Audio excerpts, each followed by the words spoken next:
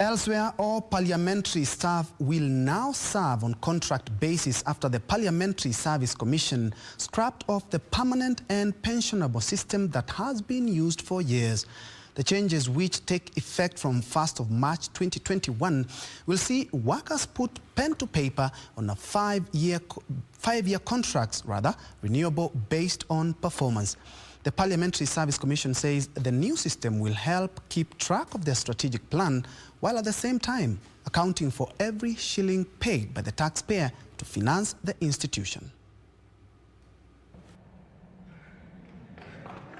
On Monday afternoon at Parliament buildings, senior parliamentary officers in scale 14 and above, among them directors, director generals, executive director, clerks in both houses, turned the pages to a new chapter of their employment terms. The Parliamentary Service Commission says it will not be business as usual as it seeks to enhance efficiency and effectiveness in service delivery. Hatutaki watu kuzembea kazini. Ndio haswa tumeleta hii ukandarasi kwenye utendaji kazi.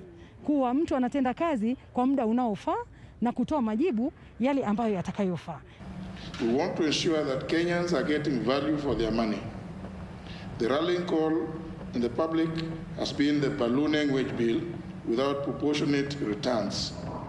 Parliamentary staff will now be evaluated and appraised according to work done. The terms are changing from permanent and pensionable to performance-based contracts renewable every 5 years. At times when you're in PNP, you tend to relax. I'm here, I'm permanent and pensionable. You've heard those stories. So when you know that your work is measured, and at the end, before we renew your contract, we will measure. Hakuna mtu atapoteza hela mshahara wake, hakuna mtu atapoteza miaka yake, kwa hivyo na marupurupu yake, hakuna mtu atakayepoteza. You have been assessed and you feel that what you have been given is not commensurate to what you feel you have achieved. There is an appellate mechanism. We don't want people to be victimized.